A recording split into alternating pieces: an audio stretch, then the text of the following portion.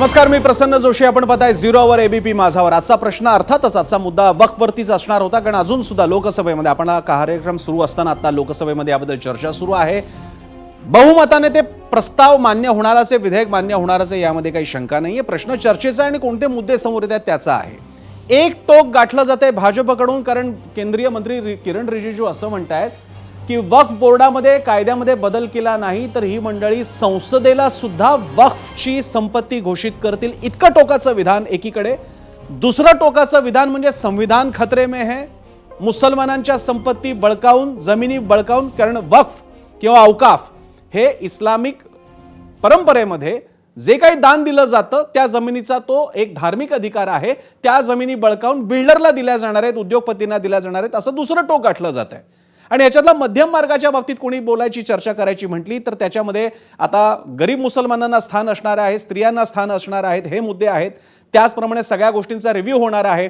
वक्फ property जाहीर केली म्हणून तिला कोर्टात जाता येत नव्हतं, त्या गोष्टी बदलल्या जाणार आहेत. हे मुद्दे चर्चिले जात नाहीत, फक्त टोकं गाठली जात आहेत. संसद वक्फची होणार आणि संविधान खतरे में. तर या सगळ्याच्या मध्ये काय असू शकतं, तर संसदेमध्ये होते ती चर्चा होत राहील, पण आपण झिरो आवरमध्ये या बाबतीत जरा अधिक नियमन करून केलेली चर्चा करू शकणार आहोत. त्यासाठी आपला प्रयत्न असेल.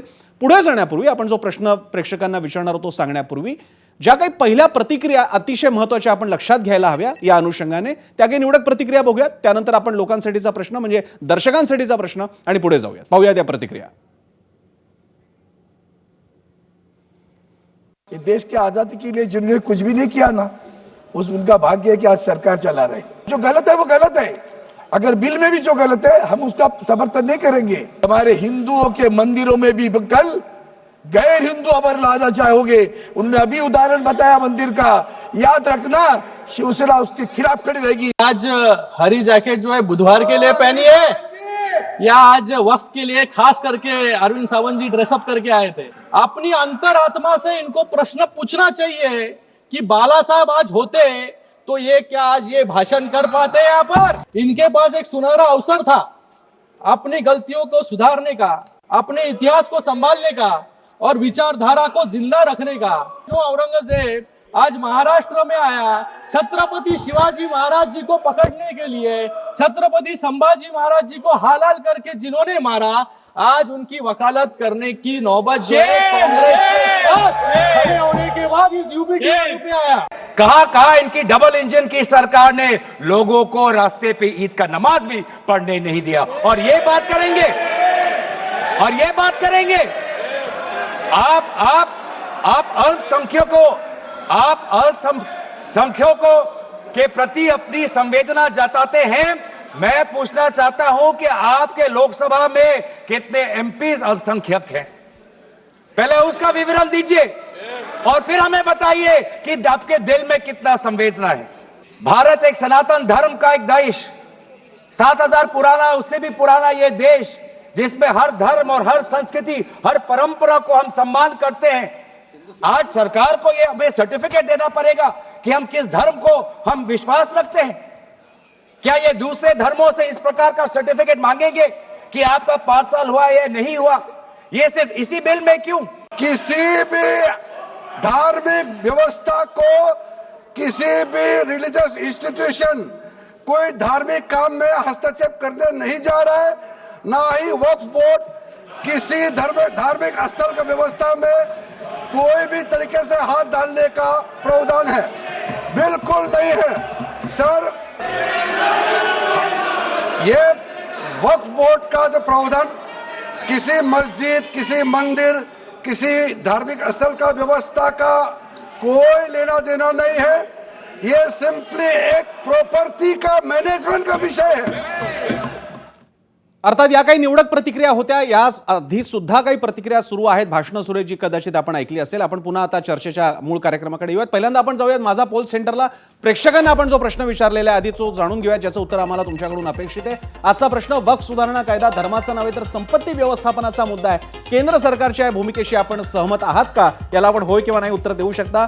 आमचे जे सोशल मीडिया अकाउंट्स आहेत, एक्स आहे, फेसबुक, इंस्टाग्राम आणि यूट्यूब, त्यावर जाऊन आपण या प्रतिक्रिया देऊ शकता की आप धर्माचा नव्हे वक्फच्या अंतर्गत येणाऱ्या संपत्तीचं ते नियोजन आहे का, इतकाच मुद्दा आहे असं सरकारचं म्हणणे ते आपल्याला पटतं का? आपण जाऊयात गेस्ट सेंटरकडे. आपल्यासोबत मान्यवर आहेत. आपल्यासोबत असतील अबू असीम आझमी, समाजवादी पार्टीचे नेते. याशिवाय आपल्यासोबत आहेत केशव उपाध्याय, भाजपचे मुख्य प्रवक्ते आणि नेते. सचिन सावंत, काँग्रेसचे नेते आणि प्रवक्ते. इम्तियाज जलील, MIMचे नेते आणि नेते आपल्यासोबत थोड्याच वेळात असतील. तुषार दामगुडे, हिंदुत्ववादी विचारक आणि तेही आहेत. आणि अबू आझमी सुद्धा मला दिसत आहेत. सगळ्यांचं स्वागत. सगळ्यात आधी मी जाणार आहे, इम्तियाज जलील आता नाही आहे, थोड्या वेळात आपल्यासोबत कनेक्ट होतील, पण आधी मी जाणार आहे सगळ्यात आधी अबू आझमी तुमच्याकडे येणार आहेत. मग आपण त्यांना प्रश्न विचारले होते त्या गोष्टी आपण पाहतोय. आपला पहिला प्रश्न आहे, मला तुम्हाला तो विचारायला हवा आहे, तो म्हणजे वक्फ नव्या कायद्याबाबत मुस्लिम समाजात अस्वस्थता आहे का, की ते केवळ चित्र तयार केलं जाते? अबू आझमी माझा पहिला प्रश्न तुम्हाला.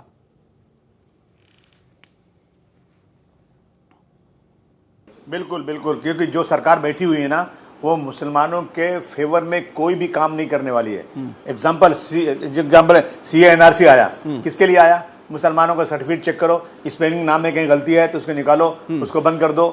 यानी यहाँ तक कि फखरुद्दीन अली अहमद जो इस देश के प्रेसिडेंट थे, उनके रिश्तेदार रिलेशन असम में अपनी नेशनलिटी प्रूव नहीं कर सके। इतनी मुश्किल काम है। इन्होंने ही हमारा पर्सनल लॉ, जो हमारी शरीयत है, जो 1400 साल पहले का कानून हमारा है, उसमें तब्दील करके हमारी शरीयत में इंटरफेरेंस करना। हज सब्सिडी जो मिलती थी, हज सब्सिडी, इन्होंने इसको बंद कर दिया कि हाँ रेवड़ी बांटते हैं, इसको बंद कर दो। गाय बैल के नाम पर मुसलमान रोज मारा जा रहा है इसी देश में। कहीं गाय बैल की स्लॉटरिंग हो रही है, कहीं मारा जा रहा है मुसलमान। तो ये सब चीजें, अभी मस्जिद के बाहर नमाज नहीं पढ़ सकते। मस्जिद के सड़क पे क्या नाम है, जो पानी लेके चलते हैं कुआरे लोग, वो पानी लेके जाते हैं, जो क्या बोलते कवाड़े, ये लोग जो हैं पूरी सड़क घेर करके जाते हैं और मुख्यमंत्री वहां से फूल बरसाते हैं और हमारे पत्थर बरसाएंगे।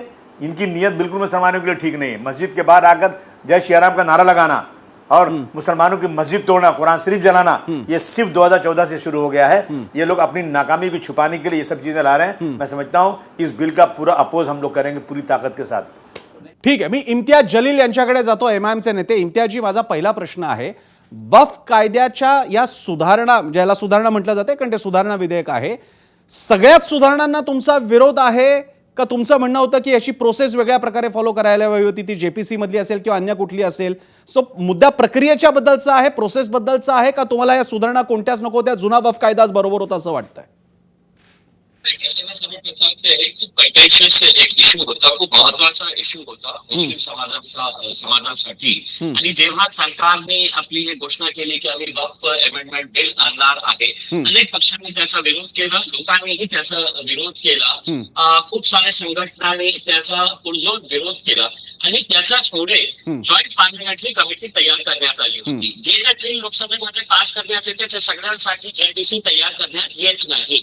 जे महत्वाचे मुद्दे असतात आणि त्याच्यामध्ये वादविवाद असतात त्याच्यासाठी JPC तयार करण्यात आली. आता हे JPC 25 राज्यामध्ये फिरली, कमीत कमी 1,97 लाख लोकांनी त्याला आपले सुझाव पाठवले, ऑनलाईन पाठवले, कमिटीला जाऊन भेटले आणि ते सगळं त्यांचं काही तक्रारी असतील किंवा सुझाव असतील ते सगळं दिले. आणि मग कमीत कमी 1000 पानाच्या JPC कमिटीने आपली रिपोर्ट तयार केली आणि रिपोर्ट तयार करून जेव्हा सरकारकडे पाठवली तर सरकारने काय केलं त्या रिपोर्टच्या, त्या रिपोर्टला त्यांनी कचऱ्याच्या डब्यामध्ये टाकून काढले, ऍब्सोल्युटली त्याला नकारून. मग आज जेव्हा देशाचे मायनॉरिटी अफेअर्स मिनिस्टर उभे राहिले हे बिल प्रेझेंट करण्यासाठी, तर त्यांनी काय सांगितलं की आम्ही कॅबिनेट मध्ये काही नवीन अमेंडमेंट त्याच्यामध्ये आणत आहे. प्रसंग प्रश्न हे होतो की जेव्हा तुम्हाला आपली मर्जीप्रमाणे हे बिल आणायचं होतं, JPCचा नाटक कशासाठी केलं तुम्ही? करोडो रुपये याचा मग खर्च कशासाठी केलं? लोकांचा वेळ का वाया घालून तुम्ही? मर्जीप्रमाणे करायचं होतं तर तुम्ही आणायचं होतं. तुम्हाला हमालाही माहिती तुमच्याकडे आकडे आहे, पण प्रसंग आज आपण जे बिल आणलेलं आहे ते म्हणतो ना की म्हणजे कसं तरी आपण आपली दाद चुकवायची हे मुस्लिम समाजाचं आहे. मलाही माहित आहे, मीही महाराष्ट्र वक्फ बोर्डाचं सदस्य होतो 5 वर्ष, त्याच्यामध्ये अमेंडमेंट करण्याची आवश्यकता आहे हे मलाही माहित आहे. म्हणजे प्रक्रिया आणि जे निर्णय आपण जे अमेंडमेंट्स मध्ये आणलेले आहे नॉन मुस्लिम लोकांना वक्फ बोर्डामध्ये कशाला मला घ्या तुम्ही शिर्डीच्या कमिटीमध्ये मला घ्या, तिरुपतीच्या तुमच्या बरं. याच्यामध्ये मला घेणार का तुम्ही? नाही बरं. घेणार. फक्त कोणामध्ये अशा प्रकारचं तुम्हाला का असं वाटतं की हे करायचं आहे? बरं. मग किरण रिजिजू साहेब जेव्हा उभे राहिले त्याने सांगितलं शियाचा मेंबर पाहिजे, ओराचा मेंबर पाहिजे, महिला पाहिजे, हे सगळं आहे. ऑलरेडी एक्झिस्टन्स आहे, बरं. कंपल्सरी आहे. शिया मेंबर असतं, गोराचं मेंबर असतं. महाराष्ट्रामध्ये महिला खासदार होती, ती मेंबर होती. बरं. पण लोकांना असा मिसलीड आणि मिस्चिनियस एक अशा कोणत्या आपण जे ठीक आहे. divert करण्याचं मी कोणतं इम्तियाजी आहे? एक चर्चेचा पहिला राऊंड होण्यासाठी पहिल्यांदा सगळ्यांकडनं बेसिक प्रतिक्रिया घेतोय, त्यानंतर पुन्हा मी तुमच्याकडे येईन आणि तुमचा आवाज सुद्धा नीट कनेक्ट होत नाही. मला आशा आहे आमचा टेक्निकल डिपार्टमेंट तुमच्याकडनं तुम्हाला पुन्हा रिकनेक्ट करेल. मी आता केशव उपाध्यायांकडे जातो. केशवजी, दोन मुद्दे घेऊन मी येईन. एक तर इम्तियाज जलील म्हणतात की या प्रोसेसलाच काही अर्थ नव्हता, कारण बहुमतानं पारित करायचं ठरवलंच होतं भाजपनं. आणि दुसरी गोष्ट म्हणजे मला किरण रिजिजूचे एका मान्यवर पदावर आहेत, ज्येष्ठ नेते आहेत ते, आणि त्यांनी म्हणजे एकीकडे नॉलेज म्हणजे एकीकडे तर्काबद्दल बोलायचं की वक्फच्या जुन्या गोष्टीत काय वाईट होतं, नव्या गोष्टीत, आणि नंतर एकदम दावा अधिकृतरित्या करायचा की ह्या जुनाच कायदा राहिला असता तर संसद सुद्धा वक्फ बोर्डाने क्लेम केली असती. त्यामुळे चित्र असं होतंय उपाध्येजी की हा जाणीवपूर्वक एक धार्मिक हिंदुत्ववाद विरुद्ध इस्लाम, हिंदुत्ववादाचा इस्लामी विरोधी राजकारणाचा त्याला कंगोर येतोय जेव्हा अशी विधानं केली जातात. असं हिंदुत्ववादी हिंदू मुस्लिम असं स्वरूप द्यायचं असेल तर ते देण्याचं काम इथं करून करते आपण बघतो आहोत.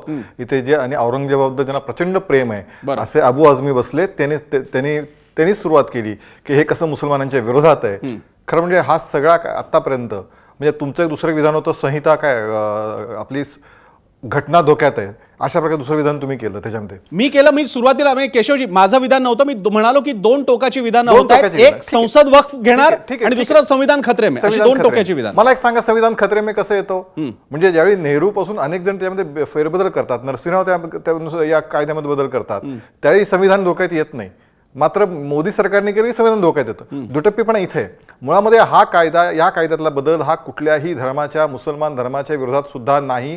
पहिली गोष्ट आपण शायद लक्षात घेतली पाहिजे. जे अबू आझमी सारखे औरंगजेब प्रेमी जे मुसलमान समाजामध्ये गैरसमज पसरवतात त्याला उत्तर आहे की कुठल्याही समाजामध्ये, कुठल्याही धर्मामध्ये या आजच्या बदलांनी कुठलाही विरोध, धर्मामध्ये हस्तक्षेप केला जात नाही. ही वस्तुस्थिती ही आपण लक्षात घेतली पाहिजे. पहिला मुद्दा. दुसरा त्यातला मुद्दा काय CAR. मग खरं म्हणजे हा प्रश्न मला विचारायचा प्रश्न आहे, तुम्ही चर्चा घेतली पाहिजे की CAA आल्यानंतर किती महाराष्ट्रातले मुसलमानांचं नागरिकत्व गेलं? एक काही गेलं नाहीये. किती देशातलं गेलं? अजिबात गेलं नाहीये. त्यामुळे त्यावेळेस अशा प्रकारचा खोटा अपप्रचार काँग्रेस सहित या सगळ्या मंडळींनी केला की जणू मुस्लिमांचं आता नागरिकत्व निघून जाणार आहे, काढून घेतलं जाणार आहे. तो वेगळा विषय केशवजी, तुम्ही मला नाव घेऊन विचारलं म्हणून सांगतो, तो मुद्दा मोठा नाही झाला कारण अजून NRC लागू नाही झालं. NRC लागू झाल्यानंतर तो होणार आहे मुद्दा. एकाही मुस्लिम नागरिकाचं नागरिकत्व गेलं नाही, कोणाला दुय्यम नागरिक मिळाली नाही, पण एक खोटा प्रचार त्याच्या निमित्ताने केला गेला. तिसरं त्यातला सगळ्यात महत्वाचा विषय असा आहे की या निमित्ताने एक प्रकारे फक्त व्यवस्थापनामध्ये एक ट्रान्सपरन्सी यावी. समाजातला जो मुस्लिम समाजातला जो ज्याच्यावरती अजून बोहरी आहे, बाकी सगळे आहेत, गरीब मुस्लिम समाज आहे, त्याला प्रतिनिधित्व मिळावं. त्याचबरोबर कायद्याने एक डॉक्युमेंटेशन व्हावं, डिजिटलायझेशन व्हावं, ज्यातनं एक उत्तरदायित्व निर्माण होईल. अशा प्रकारचे बदल या निमित्ताने केले जात आहेत. याचं एक अवडंबर बांधण्याचं काम आता शर्यत म्हणजे घटना श्रेष्ठ का शर्यत श्रेष्ठ मला सांगितलं पाहिजे. अबू आझमीने मगाशी उल्लेख केला शर्यतचा, मी नाही केला. त्यामुळे या ठिकाणी आमच्या दृष्टीने घटना श्रेष्ठ आहे, आम्ही कुठलाही दुसरे मानत नाही. मग शर्यत हस्तक्षेप करतच नाही कोणी इथे. पण तरी ते विषय आहे की शर्यत हस्तक्षेप केला जातोय. इथे घटना आहे, देशाची घटना सर्वोच्च आहे, ती आमच्यासाठी मान्य आहे. पण काँग्रेस आणि समाजवादी पार्टी अबू आझमी बसले यांना शर्यत अधिक प्रिय दिसते, ती घटनेपेक्षा त्यांना उंचीची वाटते आणि म्हणून ते या ठिकाणी अशा पद्धतीची गैरसमज पसरवण्याचं काम करतायत. मुळामध्ये या कायदा कुठल्याही धर्माच्या विरोधात नाही, हे सगळ्यात महत्त्वाचं लक्षात ठेवलं पाहिजे.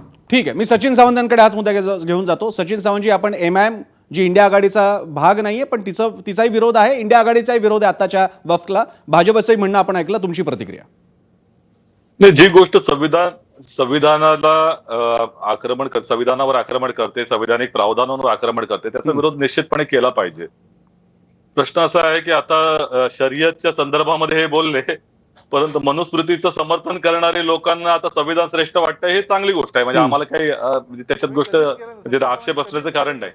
कारण यांनीच मनुस्मृती सारखा ग्रंथ असताना संविधानाची आवश्यकता काय असं म्हटलं होतं त्यावेळेला. आता ठीक आहे त्या गोष्टीने.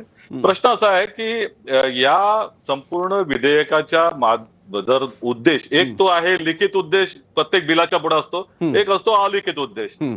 अलिखित उद्देश हा RSS आणि भारतीय जनता पक्षाच्या विचारामधून आलेला असतो. कारण गेल्या 10 वर्षांमध्ये सातत्यानं विवादाचे मुद्दे काढायचे, मुसलमानांचं त्या ठिकाणी सातत्यानं अशा पद्धतीनं चित्रण दाखवायचं, त्यांना एका कटघऱ्यामध्ये उभं करायचं आणि सातत्याने त्याने आक्रोश करावा, त्याने त्या ठिकाणी रडावं, त्याने आरडाओरडा करावा, अशा तऱ्हेचं वातावरण तयार करायचं आणि त्याचा उपयोग धार्मिक ध्रुवीकरण करून स्वतःचं राजकारण साध्य करण्यासाठी करावा, हा भाजपचा सातत्याने उद्देश आहे. त्यामुळे हे सगळे 10 वर्षांमध्ये विवादाचे मुद्दे जे सातत्याने आणले गेले, त्याचा दृष्टिकोन हा राजकीय होता, याच्यात कुठल्याही तऱ्हेचं म्हणजे काही शंका करण्याचं कारण नाही. आता ह्या संपूर्ण विधेयकाची जी काही पार्श्वभूमी आहे ती मोदीजींच्या आणि अमित शहाच्या आणि RSSच्या विचारामधनं आलं आणि ते दाबून कसं घेऊन जावं हे त्या वेळेला पाहिलेलं आहे. म्हणजे जॉईंट पार्लमेंटरी कमिटीमध्ये निष्पक्ष पद्धतीने चर्चा व्हावी अशी अपेक्षा असताना तिथे कशा तऱ्हेने जगदीप इक्बाल दाबून घेऊन जात होते. माझ्याकडे डिसेंट नोट आहे, ही जी नोट आहे ही सगळ्या विरोधी पक्षाच्या खासदारांनी मिळून दिलेली आहे आणि त्यांनी सरळ सांगितलं की याच्यावरती क्लॉज बाय क्लॉज चर्चा झाली नाही. ज्या लोकांनी त्याच्यावर आक्षेप घेतले ते आक्षेप त्या विरोधी पक्षाच्या खासदारांना त्यांना डॉक्युमेंटेशन दिलं पाहिजे होतं, ते देखील गेलेलं नाही. आणि तिथे विचारही करण्यात आला नाही की काय त्या ठिकाणी अमेंडमेंट असल्या पाहिजेत, काय त्या ठिकाणी सुधारणा असल्या पाहिजे. यामध्ये तात्विक दृष्टिकोनातून संविधानाचं कलम 14, संविधानाचं कलम 25, 26, 30 या सगळ्यांचं उल्लंघन होत आहे. ठीक आहे, राईट टू प्रॉपर्टीचं उल्लंघन होत आहे. आणि त्याच्याबद्दल आक्षेप जर तिथे नोंदवला तर या ठिकाणी म्हणतात लागून मला बोलायचं याच्यावरती प्रसन्न. मी येतो केशवजी तुमच्याकडे, तो फक्त एक राऊंड पूर्ण करतो. मी तुषार दामगुडेंकडे गेलो नव्हतो. सचिनजी मी तुमच्याकडे सुद्धा येतो, मी तुषार दामगुडेंकडे जातोय. तुषारजी, मी सोशल मीडिया सुद्धा फॉलो करतोय, कुठून काय येतंय.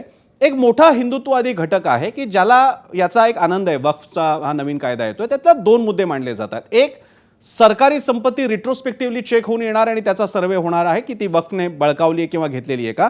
आणि दुसरी गोष्ट, सारखा एक आकडा सांगितला जातोय की वक्फकडे लष्कर आणि रेल्वे नंतरची सर्वाधिक मोठी जमीन आहे. माझ्याकडे आता कलीम अजीम जे मुस्लिम पुरोगामी चळवळीमध्ये काम करत असतात त्यांची एक पोस्ट आहे आणि त्यांनी बातम्यांचा पण अंदाज त्यांनी दाखला दिलेला आहे.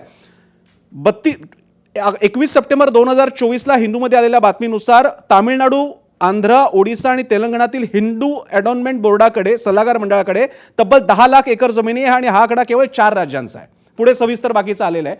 प्रश्न असा आहे की हा आकडा वक्फकडे लष्करापेक्षा आणि रेल्वेच्या नंतरची सर्वाधिक मोठी जमीन आहे, बळकावल्या जात आहेत, संसद सुद्धा बळकावली जाऊ शकते, असा सगळा प्रचार करण्यामागे नेमका हेतू काय आहे? वक्फ कायदा एक तुम्ही म्हणताय ना, म्हणजे भाजपचे म्हणताय ना की हे व्यवस्थापनामधला बदल आहे, तर त्याला तो एकदम वक्फ कशा जमिनी बळकावते वगैरे अशा लेवलला का नेलं जात आहे? प्रसन्नजी, मी तुमच्या माध्यमातून एक हिंदुत्ववादी म्हणून सर्व राजकीय पक्षांना आवाहन करू इच्छितो की कुठल्याही प्रकारे हिंदू असतील, मुसलमान असतील, त्यांना चिथावणी मिळेल आणि कायदा व सुव्यवस्था धोक्यात येईल अशा कुठल्याही प्रकारचं वक्तव्य त्यांनी करू नये. जर ते असे दावे करत असतील तर त्याचे त्यांनी पुरावे द्यावेत आणि मगच पुढे जावं. बरं, एक मुस्लिम व्यक्ती तिच्या हयातीत आणि मृत्यूनंतर तिच्या संपत्तीचं काय करतात याच्याशी एक हिंदुत्ववादी म्हणून किंवा आणखीन कुठल्याही धर्माच्या व्यक्तीला त्याच्याशी काही देणं घेणं असण्याचं काही कारण नाहीये आणि कोणी तो आक्षेप देखील घेऊ शकत नाही.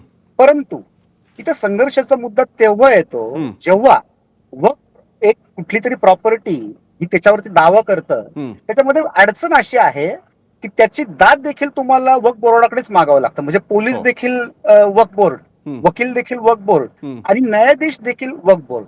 आणि मग अशा परिस्थितीमध्ये संविधान हे समान न्याय देतंय हे तिथं अधोरेखित होत नाहीये.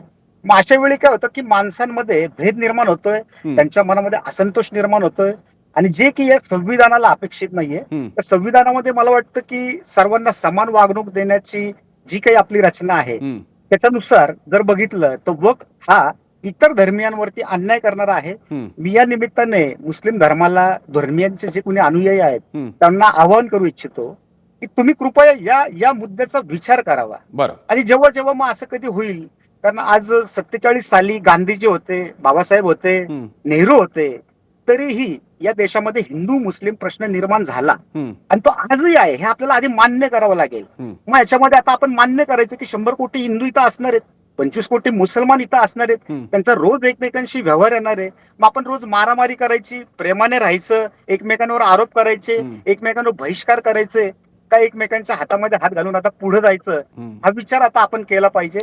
वक्फ बिलाच्या निमित्ताने याच्यामध्ये जे काही दोष असतील बरोबर आहे. ते आपण दूर करण्याच्यासाठी प्रयत्न करूयात. त्याच्यामधल्या ज्या चांगल्या गोष्टी असेल त्या आपण ठेवूयात. अत्यंत स्वागतार्ह भूमिका आहे आणि हा मुद्दा मला आणखी पुढे घेऊन जायचा आहे. त्यापूर्वी पुन्हा एकदा मी अबू असीम आझमींकडे जातो. आझमीजी, माझा पुढचा प्रश्न आहे याच्यातलाच, तो म्हणजे एक आणखी दावा होतो आणि तो फार महत्वाचा दावा आहे की या धर्माशी काही संबंध नाहीये. वक्फ नावाच्या एका संस्थेकडे असलेल्या संपत्तीचं मॅनेजमेंट प्रॉपर्टीचं मॅनेजमेंट करणं एवढाच तांत्रिक मुद्दा आहे आणि त्यासाठीची व्यवस्था आहे. त्याचा इस्लामशी धर्माशी काही नाहीये. वक्फ बोर्ड आहे म्हणून त्याचं मॅनेजमेंट आहे की ज्याच्या आधीच्या रेझोल्युशन्स किंवा काय नियम होते ते चुकीचे होते आणि त्यासाठी नवीन मॅनेजमेंट आहे. हा मुद्दा दावा पटतोय का तुम्हाला? सरकार ने अपने पास से 1 इंच जमीन नहीं दिया हुआ है.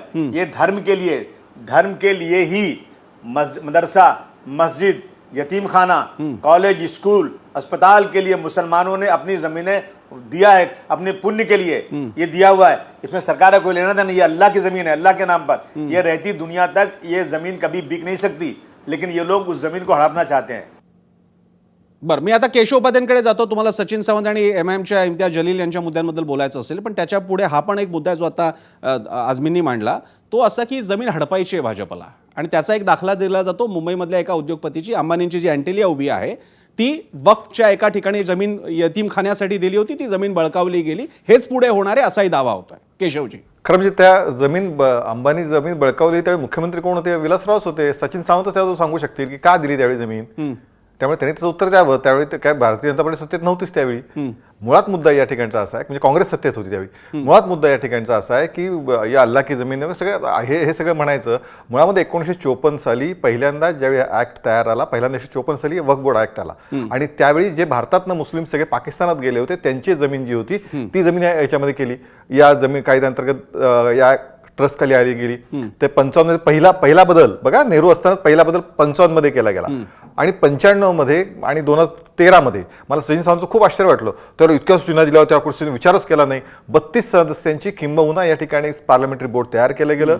त्यात चर्चा गेली. ती चर्चा करत असताना विरोधकांनी ते फाडायचा प्रयत्न केला. ज्या सूचना ते सगळ्या इतिहास सगळ्यांसमोर आहे. पण 1993-94 साली असेल अयोध्या बाबरी ढाचा पडल्यानंतर आणि 2013 साली घाई गडबडीमध्ये कुठल्याही पद्धतीची विचारविनिमय न करता अतिशय प्रचंड अधिकार देणारी विधेयकं दुरुस्ती या ट्रस्टला देण्यात आली. त्यावेळी कुठे गेला तो तुमचं हे सगळी चर्चा केली पाहिजे, संवाद केला पाहिजे, कुठली तरी घटनेची काय मोडतोड केली उत्सुकता म्हणून विचारतो, कदाचित माझं अज्ञान असेल, मी जाहीरपणे कबूल करतो, पण महाराष्ट्रामध्ये वक्फने बोर्ड दाखवलं आणि ते मंदिर वक्फचं झालं, वक्फने बोर्ड दाखवलं आणि ती जमीन वक्फची झाली, असं काही अधिकृत आहे? असं कुठे घडलंय? मंदिरच्या मंदिर एकदम वक्फकडे गेलं?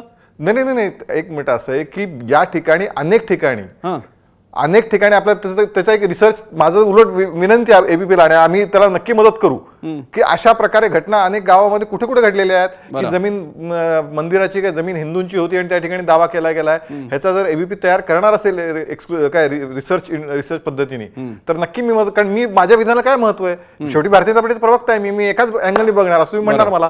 तर माझी विनंती अशी आहे की आपण आणि त्याला मदत जी लागेल ती सगळी सहकार्य आपण करू. त्याच्यामध्ये सचिन सावंत सहकार्य करतील, त्याला अबू आझमी करतील, पण अशा कुठल्या जमिनी ज्या पूर्वी हिंदूंच्या होत्या किंवा मंदिराच्या होत्या. केशवजी, आता आपण एकाच पेजवर आहोत, म्हणजे केशवजी तुम्ही आणि मी हे मानायला पाहिजे की किरण रिजिजूने अतिशयोक्त विधान केलं की वक्फने बोर्ड दाखवलं तर संसद घालू नका, तुमची विधान मॅथोडी घालू नका. केशवजी, मी त्यातला असं आहे की मी सांगू सांगण्यापेक्षा एबीपी एक्सक्लुझिव्ह रिपोर्ट करावा, रिसर्च करावा, पण असं लागेल ती मदत करू असं मी तुम्हाला सांगतो. पण असा रिपोर्ट नसताना केंद्रीय मंत्री म्हणतात की असं वक्फ करू शकतं की संसद बळकावू शकतं. आहे तशा तरतुदी आता काय सांगत होते की त्याच्यामध्ये जर दावा केला गेला तर तिथे पोलीस आहेत तेच आहेत, वकील आहेत तेच आहेत आणि जज आहेत तेच आहेत. ही तर वस्तुस्थिती आहे आणि झाल्या तशा घटना.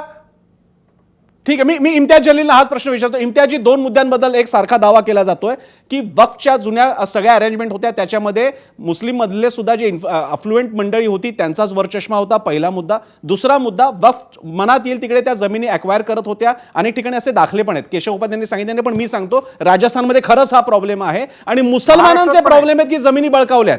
केशवजी, आता मीच देतो ती माहिती. मुसलमानांनी दावे केलेत की वक्फने आमच्या जमिनी बळकावलेल्या. मी देतोय ना माहिती ती. तर मला आता इम्तियाजी आपल्याला विचारायचं आहे आणि त्याच्या विरोधात त्या शेतकऱ्यांना, त्या मुस्लिम कम्युनिटीला, गरीब मुस्लिमांना जाता येत नव्हतं कोर्टाकडे कारण ती फॅसिलिटी नाही आहे. माझा तुम्हाला प्रश्न इम्तियाजी की असे मुद्दे चेंज व्हायला नको होते का? थोडा क्लॅरिटी याच्यामध्ये घेणे खूप आवश्यक आहे. मुद्दे उपस्थित केले की तीन बाब अदालत की बाब तेच मुद्दा आमच्या भाजपचे प्रवक्ते देशमुख यांनी ही ते लाईन दिली आहे. बाबमध्ये असं नाही आहे प्रसंगात काही मौलाना मौलवीने एक संघटना तयार केली आणि ते बोर्ड आहे करते. बरोबर ते करते तो. आता महाराष्ट्रात सरकारमध्ये भाजपची सरकार आहे, शिवसेनेची सरकार आहे. त्याचा सीईओ कोण अपॉइंट करते तर ते राज्य सरकार अपॉइंट करते. त्याचं चेअरमॅन कोण अपॉइंट करते तर तेच भारतीय जनता पार्टीचे मुख्यमंत्री बसलेले आहेत. बोर्ड मेंबर सुद्धा कोण असायला पाहिजे ते राज्य सरकार ठरवतात.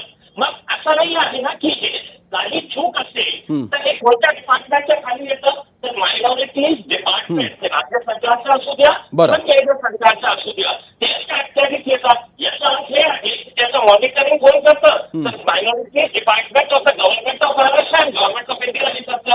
असं नाही आहे की मुस्लिम समाजाच्या मस्जिदच्या प्रमाणे हे वेगळी कमी आहे. आता मायनॉरिटी आता जास्त जाते काही विवाद असेल तर नक्कीच जाते कुठे ट्रिब्युनलमध्ये बसणारे जे जजेस आहे ते मुस्लिम समाजातले काही मॉनिटरी गोष्ट नसतात. ते जजेस जे आहेत ते नॉन मुस्लिम जजेस पण त्यामध्ये बसतात. मेजॉरिटी ऑफ द टाइम जजेस आपल्याला माहिती आहे मुस्लिम समाजामध्ये खूप जजेस आहेत.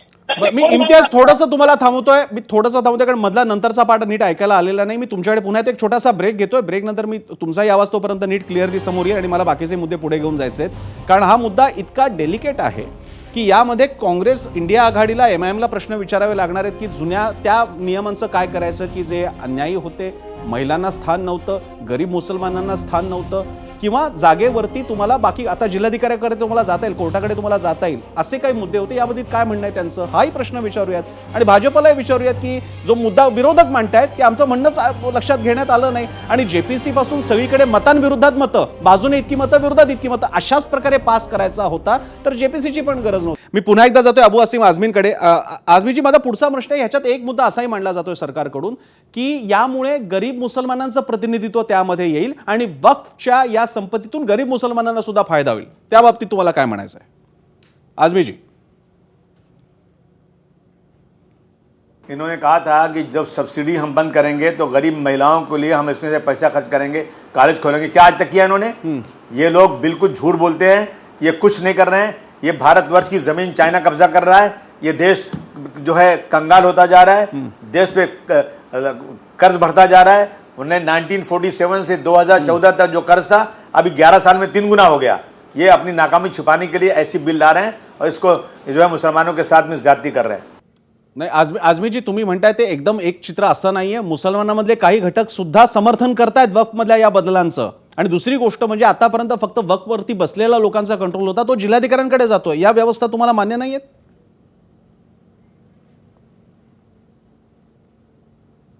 नहीं, मैं समझता हूँ कि मुस्लिम समाज पूरा का पूरा इसका विरोध कर रहा है. कुछ मुस्लिम समाज ऐसे होंगे जो उनके टुकड़ों पर पलते होंगे, वो लोग ऐसा बोलते होंगे, लेकिन सारा मुस्लिम समाज ही नहीं बल्कि हिंदू समाज भी. अखिलेश जी कौन सा समाज है?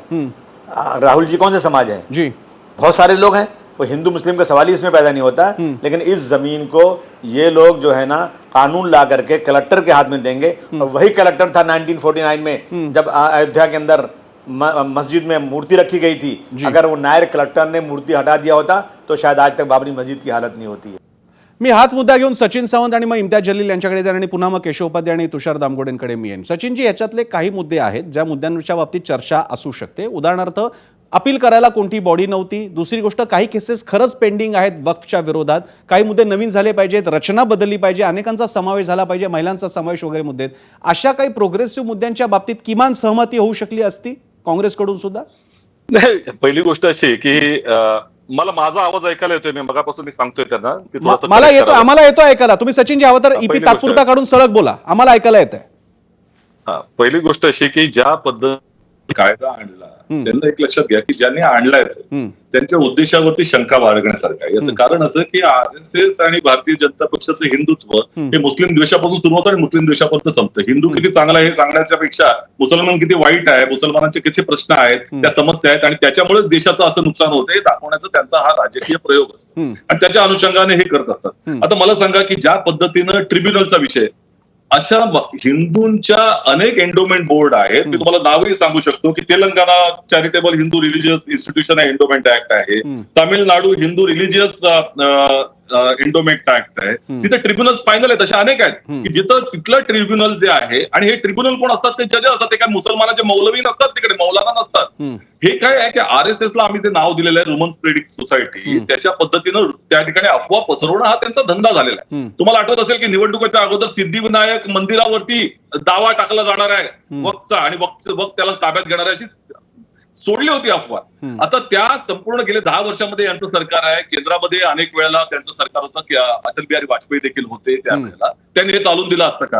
आता मंत्री असतो त्याचा चेअरमन त्या, आणि आता ह्यांचे अल्पसंख्याक मंत्री त्याच्या संदर्भामध्ये नियंत्रण असतं त्याच्यावरती, अधिकारी नेमणारे देखील त्यांचेच असतात. तरी देखील अशा पद्धतीच्या अफवा पसरवल्या जातात. आता मी तुम्हाला सांगायचं झालं तर कलेक्टरच्या संदर्भामध्ये तुम्ही लक्षात घ्या, देशामध्ये आता हे सातत्यानं म्हणतात आर्मी आहे किंवा रेल्वे आहे, यांची सगळ्यात मोठी जागा आहे. गेल्या या 10 वर्षांमध्ये जवळपास 1.5 लाख एकर जागा ही आर्मीची ही सरकारी झालेली आहे. लक्षात घ्या, त्या संदर्भामध्ये झाली आहे सरकारी. आणि विवादाचे मुद्दे जे असतात, ज्या वेळेला जागेचा मुद्दा येतो त्यावेळेला जागेचे सगळ्यात मोठे विवाद हे सरकारशी असतात. आणि सरकारचा हस्तक्षेप कुठे आहे? सरकारच नियुक्त करणार त्यांचे सदस्य. आता संपूर्णपणे बघायचं झालं तर म्हणजे 22 पैकी 12 सदस्य सरकारच्या नियंत्रणामध्ये आहेत. या ठिकाणी कोण करणार? हे जे गरिबांच्या साठी आपण करणार, गरीब हा शब्द तरी विधेयकामध्ये आहे का? या संदर्भामध्ये आम्हाला प्रश्न विचारायचा आहे. आमच्या पामर बुद्धीला कळत नाही. परंतु तुम्हीच ठरवणार की त्या ठिकाणी बोर्ड कुठला असणार आहे. कलेक्टर हा सरकारने नियुक्त केलेला आहे, आणि सगळ्यात महत्वाचं म्हणजे कलेक्टरला अधिकार दिलेले आहेत की जर सरकारचा त्या ठिकाणी हे असेल, दावा असेल, तर ते सरकारी त्या ठिकाणी करण्यात याव्या जमीन. आता ह्याच्यावरती चॅलेंज कुठे करत बसा हा वेगळा मुद्दा आहे. पण समजा जर हायकोर्टात, सुप्रीम कोर्टामध्ये याचं जर चॅलेंज करण्यात आलं तर सरकारच्या वतीनं कोण तिकडे जात असतं? मी सचिनजी हा मुद्दा घेतो, कारण हा मुद्दा यासाठी महत्वाचा आहे की देवस्थान, मी तुमचा मुद्दा महत्वाचा आहे, मी सचिनजी घेणार आहे हा मुद्दा, कारण माझ्याकडे काही हिंदूंच्याही कमेंट्स आलेल्या आहेत प्रश्न विचारण्यासाठी. कारण प्रशासक नेमलेल्या व्यवस्थेमध्ये काय होतं आणि मग ते धार्मिक संस्थांकडे का दिलं जात नाही, आता विश्व हिंदू परिषदेचा दावा आहे. आता विश्व हिंदू परिषद म्हणणे प्रशासक कशाला पाहिजे, आमच्या ताब्यात का देत नाहीत, म्हणजेच हिंदूंच्या ताब्यात का दे. मी तुमचा मुद्दा घेणार आहे पुढे. मी एकदा इम्तियाज जलील यांच्याकडे सुद्धा जातो आणि मग केशव उपाध्यायांकडे मी जाणार आहे. इम्तियाजी, माझा पुन्हा तोच प्रश्न आहे, काही प्रोग्रेसिव्ह मुद्दे जर का याच्यातल्या चेंजेसचे असतील. माझा सगळ्यात पहिल्यांदा बेसिक प्रश्न आहे, नवा वक्फ रिडिझाईन केलेला कायदा हवा होता की नको होता? नाही, त्याच्यामध्ये काही त्रुटी होती प्रसन्न, याच्यामध्ये काही दुमत नाही आहे. ते त्रुटी दूर करण्याची आवश्यकता होती. चांगल्या लोकांना वक्फ बोर्डामध्ये आणण्याची आवश्यकता होती, चांगला चेअरमॅन अपॉइंट करण्याची आवश्यकता होती. पण तसा पॉलिटिकल आपण कसा आपला फायदा करता येईल. प्रसन्न, मी आपल्याला खूप जबाबदारीने हे सांगतो, महाराष्ट्राचं उदाहरण घेतलं तर रेकॉर्डवर, पेपरवर इतके सारी वक्फ बोर्डाची जमीन पेपरवर आहे, आणि खऱ्या अर्थाने ते जागा कुठे आहे तर एका काँग्रेसच्या नेत्यांनी हडपलेली आहे, एका भाजपच्या नेत्यांनी हडपलेली आहे, राष्ट्रवादीच्या नेत्यांनी हडपलेली आहे. अनेक असे उदाहरण मी तुम्हाला मराठवाड्याच्या संदर्भात देऊ शकतो. आणि हेच लोक आहे ते आज या बिलाचा समर्थन करत आहे, कारण त्यांनी जे अतिक्रमण किंवा बळकावलेली आहे हे जमीन वक्फ बोर्डाची, त्यांना कुठेतरी सरकारच्या एक सेफ्टी नेट पाहिजे, म्हणून आज त्यांचं ते समर्थन करत आहे. कुठेही आज महाराष्ट्रामध्ये, मी आपल्याला सांगतो, मी महाराष्ट्र वक्फ बोर्डाचा सदस्य होतो. 10,000 स्क्वेअर फीटची जागा आम्हाला मिळाली नाही वक्फ बोर्डाची ऑफिस बांधण्यासाठी, आणि हजारो एकर जागा आहे. आम्हाला सांगायचे की हजारो एकर जागा कुठे आहे तर हे नेत्यांनी हडप केलेली आहे. उस्मानाबाद मध्ये हे नेत्यांनी हडप केलेली आहे, बीड मध्ये यांनी घेतलेली आहे, जालन्यामध्ये यांनी घेतलेली आहे. त्याच्या सविस्तर चौकशी केल्यानंतर तुम्हाला कळेल की हे जे बिल आणण्यात आलेलं आहे, देशाची परिस्थिती ही हेच आहे. मोठे मोठे बिल्डर्स असू द्या किंवा अडाणी साहेब लोक असू द्या, हे सगळ्यांना हे जमीन त्यांना माहित आहे, खूप महत्वाची आहे. हे पण खरी गोष्ट आहे की मुस्लिम समाजाचे गोरगरीब लोक आहेत, त्यांना त्याचा फायदा मिळत नाही होता. पण त्याच्यासाठी नवीन कायदा करण्याची आवश्यकता नाही होती. त्याच्यामध्येच मुस्लिम समाजाला वक्फ बोर्डाचे सगळे सदस्यांना घेऊन आपण कशा याला ठीक क्लीन सिस्टम आपण आणता येईल. कशी आणता आली असते आहे त्याच्यामध्ये ठीक आहे. नवा कायद्याच्या ऐवजी आहे तो कायदा प्रभावीपणे अंमलबजावणी. मला मुद्दा लक्षात आला, अमेंडमेंट पाहिजे ठीक होतं. आहे. लोकांनी जे सुझाव दिले ते आम्हाला मान्यच नाही, मग फेकून दिले ते सगळे अमेंडमेंट. ठीक आहे. केशव उपाध्याय.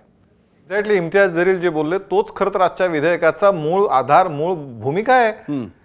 ज्या पद्धतीने ठराविक एक मुस्लिम समाजातले काही ठेकेदार आणि त्या लोकांनी अतिशय चुकीच्या पद्धतीने वक्फ बोर्डाच्या जमिनी विकल्या, अतिशय चुकीच्या पद्धतीने, जे आता जरी सांगितलं त्यालाच प्रतिबंध करण्यासाठीच मुळात आजचा कायदा आहे. मुळामध्ये या कायद्यामध्ये सगळ्या ज्या गोष्टी आहेत की तुमच्या म्हणजे वक्फ बोर्डाच्या सगळ्या संपत्तीची नीट डिजिटलायझेशन व्हावं, त्याचं रेकॉर्ड नीट मेंटेन व्हावं, त्याच्याबद्दलची चर्चा नीट व्हावी, हाच तर त्याच्यामधला मुख्य आजच्या चर्चा आहे. जी इम्तियाज जलीलने अतिशय चिंता व्यक्त केली, अतिशय वाईट भूमिकेत म्हणजे त्यांना खूप वाईट वाटतं की अशा प्रकारे जमीन कोणी विकून कुठल्या नेत्याने विकल्या. कुठल्याही नेत्याला असो, तो कुठल्याही पक्षाचा असो, तो मुद्दा नाहीये, पण मुळामध्ये ती जमीन त्या समाजाकडे, त्या ट्रस्टकडे राहिली पाहिजे. त्या ट्रस्टकडे सगळे नीट नोंदी झाल्या पाहिजेत. हाच तर या विधेयकाचा हेतू आहे. जर तुम्ही आम्ही एका विचार असू तर केवळ ते भारतीय जनता पार्टीनं म्हणजे 1993 साली अनेक बेजबाबदार पद्धतीने या ट्रस्टला कायदे अधिकार देण्यात आले. 2013 साली पुन्हा त्याच झालं काँग्रेसच्या काळामध्ये. आता मात्र आम्ही भारतीय जनता पार्टी सरकारने काही बदल करायला सुचवले, ते मात्र घटनेला विरोधी. एक प्रश्न मला केशवजी तुम्हाला आणि दामगुडेंना एकत्रितरित्या विचारायचा आहे, पण मी पहिल्यांदा दामगुडेंना विचारेन कारण ते हिंदुत्ववादी संघटनांचे, मी त्यांना हिंदुत्ववादी म्हणून भाजपच्या पलीकडे, भाजप नव्हे भाजपच्या पलीकडे हिंदुत्ववादी संघटनांचा एक चेहरा म्हणून, प्रतिनिधी म्हणून मी बघतो. तुषारजी, माझा एक प्रश्न, दोन प्रश्न आहेत खरं तर. आपण अनेकदा अशी आंदोलनं पाहिलेली आहेत की हिंदू मंदिरांच्या संपत्तीचा अधिकार हा हिंदू संस्थानांकडे पाहिजे किंवा संघटनेकडे पाहिजे, कुठली विश्व हिंदू परिषद असेल किंवा अन्य कोणी असेल. पहिला मुद्दा. दुसरा मुद्दा, हिंदू मंदिरांवरचे प्रशासक कडाकड, अनेक मंदिरांवरती वर्षानुवर्ष प्रशासक बसलेले आहेत. आणि तिसरा मुद्दा, हिंदू मंदिरांवरचे सदस्य हिंदू पाहिजेत, कॉमन सेन्स आहे. पारशांच्या पारशी पाहिजे, शिखांच्या शीख पाहिजे, शिरोमणी तिकडे अकाल तख्त आहे तिकडे. मग असं असताना वक्फ बोर्डाच्या या नियामक मंडळामध्ये नॉन मुस्लिमचा समावेश असेल, त्याचप्रमाणे बाकीचे मुद्दे आहेत जे पुन्हा कॉन्ट्ररी आहेत, मी जसं म्हणालो तुम्हाला, असे मुद्द्यांच्या बाबतीत जर का हिंदूच स्वतः सहन करणार नाहीत आणि त्यांच्या तर अधिकृत मागण्या आहेत, तर मग मुसलमानांच्या बाबतीत असा हस्तक्षेप आपण कसा मान्य कराल? मी एक हिंदू म्हणून प्रसन्नजी तुम्हाला ग्वाही देतो, जरूर. ज्या ज्या ठिकाणी हिंदूंच्या अंतर्गत असलेल्या जातींना प्राधान्य देऊन कुठं भेदभाव मंदिरामध्ये केला जात असेल तर तो होऊ नये म्हणून सरकारचा त्यामध्ये जरूर हस्तक्षेप असला पाहिजे. दोन, मुस्लिम समाजाची दुटप्पी भूमिका आपल्याला नेहमी पाहायला मिळते. ती अशा अर्थाने की जेव्हा वक्फ सारखी काही विषय येतात तेव्हा त्याला धर्मग्रंथांचे आधार दिले जातात, परंतु मुस्लिम व्यक्ती गुन्हेगारी कृत्य करते त्यावेळी मात्र शरियाचे कायदे लागू करण्याचा आग्रह ते धरत नाहीत, कारण त्याच्यामध्ये हात कापण्याची शिक्षा आहे. परंतु भारतीय संविधान मात्र इंडियन पिनल कोड तशी शिक्षा देत नाही. तुम्ही आजपर्यंत अशा विषयावर कुठली डिबेट बघितली नसेल. त्यामुळं आज जे सचिन सावंत काँग्रेसचे प्रतिनिधी म्हणून बसतात आणि भाजपवर आरोप करत आहेत, मी त्यांना आठवण करून देतो की हा प्रश्न यापूर्वी देखील उपस्थित झाला होता. त्यावेळी काँग्रेस ही हिंदूंचं प्रतिनिधित्व करते आणि ती हिंदुत्वाला पार्शलिटी करते, म्हणून मुस्लिम लीगने या देशाची फाळणी केली होती. त्यामुळे कृपया आपापसात भेद निर्माण करून पुन्हा एकदा देशाला त्या फाळणीच्या याच्यावरती माझा तुषारजी माझा प्रश्न पूर्ण वेगळा होता. तुषारजी माझा प्रश्न असा होता, जर का हिंदूंना हिंदूंची मंदिरं प्रशासनाला द्यावायची इच्छा नसते, जर का हिंदूंना हिंदू मंदिर व्यवस्थापनामध्ये अहिंदू बिगर हिंदू चालणार नसतील, तर मुसलमानांच्या वक्फ बोर्डावरती जो एक धार्मिक नियमन सेंटर आहे, धार्मिक नियमन समिती आहे, तिच्यावरती नॉन मुस्लिम असावेत का? तुम्हाला हिंदू म्हणून काय वाटतं? एक हिंदू म्हणून मी सांगतो की या देशामध्ये संविधान हे कुठल्याही धर्मग्रंथापेक्षा वर आहे. दोन, कुठल्याही व्यक्तीला मी अमुक अमुक धर्माचा आहे म्हणून मला काहीतरी स्पेशल अधिकार किंवा तत्सम मिळालं पाहिजे, हे सगळं बंद झालं पाहिजे. त्यामुळं मी कुणीतरी आहे मग मी माझ्याच धर्माचा काहीतरी कायदा चालवीन, मग मी हिंदू आहे मग मी असंच करीन, तसं चालणार नाही. या देशावरती काय जर कोणी राज्य करणार तर फक्त सरकार करेल. संविधान माझा तुषारजी माझा खूप पिन पॉइंटेड प्रश्न होता, मी पुन्हा विचारतो. तुम्ही पुण्याचे आहात, सिद्धिविनायक आपलं दगडूशेठ गणपती आपल्या सगळ्यांना माहिती आहे. दगडूशेठ गणपतीच्या व्यवस्थापन समितीमध्ये मुसलमान किंवा शीख हवा, दोन कोणती असू शकतात. आता त्याच्यामध्ये सुद्धा पुन्हा शीख हे हिंदू बृहत हिंदू कायद्यामध्ये बसतात म्हणून हिंदू नाही. समजा मुसलमान हवे तर तुम्ही समर्थन कराल? खरंच सांगा, तुम्ही समर्थन कराल? कुठल्याही हिंदू मंदिरावरती हिंदूच असावेत, फक्त त्यांनी दुसऱ्याच्या संपत्तीवरती डोळा ठेवू नये. माझा तोच मुद्दा मी तुम्हाला विचारत होतो. संपत्तीचा मुद्दा आणखी वेगळा ठेवूयात. रिप्रेझेंटेशन, त्या ट्रस्टवरचं रिप्रेझेंटेशन, हिंदू मंदिरावर हिंदू हवा, यावरती तुम्ही सहमत आहात? यावरती तुम्ही सहमत आहात? मुसलमानच असले पाहिजेत. माझा तोच मुद्दा तो इथे नाहीये आणि म्हणून मुसलमान म्हणतात की आमचा धार्मिक कायदा, वक्फ हा नुसता एक ट्रस्ट नाहीये, त्याची संपूर्ण मुळं ही इस्लामपर्यंत जातात आणि त्यामध्ये मुसलमानांचं सर्कल मंडळ असतं, त्याचं नियमन जरूर असू शकतं, त्यात बिगर मुसलमान कुठून असू शकतो? तिने काय करावं हा मुस्लिमांचा अधिकार आहे, हे मी हिंदुत्ववादी म्हणून मान्य करतो. आपण पुन्हा सेम पेजवरती आहोत. मी आता पुन्हा केशव उपाध्यांकडे जातो. केशव उपाध्यायजी, आता काय करायचं जर का आपण विश्व हिंदू परिषद मान्य नाही करत, तर हिंदू तर सोडा, हिंदू प्रशासकाला मान्य नाही करत विश्व हिंदू परिषद, त्यांचं म्हणणं की हिंदू मंदिरं हिंदूंच्या ताब्यात पाहिजेत, संपत्ती हिंदूंच्या ताब्यात पाहिजे, आणि इथे तुम्ही वक्फ बोर्डावरती नॉन मुस्लिम बसवताय. असं आहे, मुळामध्ये सगळ्यात पहिली गोष्ट आता माननीय अमित शहानी सुद्धा लोकसभेत सांगितलंय की अशा पद्धतीने कुणीही गैरमुस्लिम लादण्याचा सरकारी अधिकारी म्हणून जो येईल तो आता हिंदू मंदिरावरती सुद्धा एखादा, ज्यावेळी हिंदू मंदिराचा एखादा सरकारी अधिकारी असतो तो गैर हिंदू असतो, तो असतोच ना. पण ज्यावेळी असा एखादा सरकारी अधिकारी येईल तेवढ्या पुरतच तो असेल. सरसगट एखादा 2 अधिकारी कुणाला तरी ज्या पद्धतीने हल्ली महामंडळावरती नेमले जातात तसं कुणाला तरी उठून त्या मशिदीवरती नेमणं की एखाद्या ट्रस्टवरती नेमणं, अशा पद्धतीचा विषय होणार नाही. त्यामुळे विनाकारण्यानिमित्ताने जे गैरसमज पसरवले जात आहेत ते गैरसमज पसरवले जाऊ नये. मी शेवटच्या प्रतिक्रिया फक्त मी अबू आसिम आझमींकडे मी बराच काळ गेलो नाही. अबू आसिम आझमीजी, या बाबतीत तुमची पुढची भूमिका काय? न्यायालयाला तुम्ही आव्हान देणार आहात का? आझमीजी, किसके पास जाएं? सुप्रीम कोर्ट ने कहा था कि 49 में मस्जिद में मूर्ति रखी गई, ये अन्याय था जी, ये क्राइम था. 1992 6 दिसंबर को बाबरी मस्जिद डिमोलिश की गई, ये भी क्राइम था. लेकिन मेजॉरिटी चाहती है इसलिए हम इसको मंदिर बनाने का परमिशन देते हैं. तो अगर ये देश में मेजॉरिटी पे काम चलेगा, कोर्ट मेजॉरिटी पे फैसला देगा, तो किसके पास जाएंगे हम लोग? डॉक्टर भीमराव अंबेडकर का संविधान कहता है एक तरफ बहुत अमीर लोग 1 लाख लोग हों, एक तरफ भीख मांगने वाला एक इंसान हो, अगर उसके साथ कुछ जुल्म हुआ है तो उसके फेवर में फैसला होगा, 1 लाख अमीरों के खिलाफ फैसला होगा. ये मेरे देश का कानून है. यहाँ जो है रजवाड़ा नहीं चल रहा है, यहाँ कोई डिक्टेटरशिप नहीं है. हमारे चुने हुए लोग बैठे हमारे वोटों के ऊपर, ये जुल्म जाति कर रहे हैं और अपने को ऐसा शो कर रहे हैं जैसा लगता है कि राजा महाराजा बैठे हुए हैं, अपनी मनमानी कर रहे हैं. ये मुसलमान जो है इस देश का, इससे बर्दाश्त नहीं करेगा. एक अगदी शेवटचा थोडक्यात प्रश्न अबू आसिमजी, तुमची पुढची भूमिका काय? यापुढे मुसलमानांची भूमिका तुम्ही मांडणार काय? तुम्ही या बाबतीत काय सांगताय? हमारी लीडरशिप मुसलमानों की, मैं एज ए मुस्लिम बात कर रहा हूँ. आप मुस्लिम करके, और हमारी लीडरशिप करने वाले हैं मुस्लिम पर्सनल लॉ बोर्ड और जमीयतुल उलमा, जमात हिंद, ये लोग सर जोड़ के फैसला करेंगे. जो फैसला करेंगे हम सब मुसलमान उनके पीछे खड़े. इथे मात्र आझमीजी मी थोडासा मतभेद व्यक्त करू इच्छितो. जर का मुस्लिम समाजाचं रिप्रेझेंटेशन याच बॉडी, फक्त या बॉडी करणार असतील, या मंडळ करणार असतील, तर इथे मात्र मग मुद्दा आहे की बाकी सगळं स्ट्रक्चर कशासाठी आहे. आणि याच वादांच्या ठिणग्यांमुळे दरवेळी हा वाद चिघळत बसतो आणि त्याच्या बाबतीत सगळ्यात मोठी अडचण होते की जे नेमस्त मंडळी आहेत, ज्यांना संवाद ज्यांना यामध्ये घडवून आणायचा आहे त्यांचा होतो. पण अर्थात तो वाद चालत राहणार आहे, इतक्या लवकर सगळ्या गोष्टी सुटणार नाहीत. पण आजच्या या चर्चेसाठी, अतिशय महत्त्वाच्या चर्चेसाठी आपल्याला या सगळ्या मान्यवरांनी वेळ दिला. थेट जाणार आहोत आमच्या पोल सेंटरला. काय आजचा होता प्रश्न आणि त्याला काय कसा मिळालेला प्रतिसाद तुमच्याकडून पाहूयात आपल्या या पोल सेंटरवरती. पाहूयात प्रश्न काय होता. प्रश्न होता, वक्फ सुधारणा कायदा धर्माचा नव्हे तर संपत्ती व्यवस्थापनाचा मुद्दा आहे. केंद्र सरकारच्या भूमिकेशी तुम्ही सहमत आहात का? 20,000 प्रतिक्रिया आल्या, त्यातल्या 73% लोकांना वाटते की हा व्यवस्थापनाचा, संपत्ती व्यवस्थापनाचा मुद्दा आहे, तर 27% लोकांना नाही वाटत आहे. हे प्रमाणाचं प्रमाण सुद्धा फारच सूचक प्रमाण आहे. 73% विरुद्ध 27%. अर्थात लोकांच्या प्रतिक्रियांचं स्वागत आणि त्याचा आदर सुद्धा आहे. सध्या तरी हा विषय आपण आता संसदेकडे सोपूयात, कारण आता संसदेत चालू आहे, तो राज्यसभेत सुद्धा जाणार आहे. कदाचित त्यानंतर सुप्रीम कोर्ट, त्यावर आपलं लक्ष असेलच. पण तुर्तास 0 ओव्हरमध्ये इथेच थांबूयात. पाहत राहा एबीपी माझा.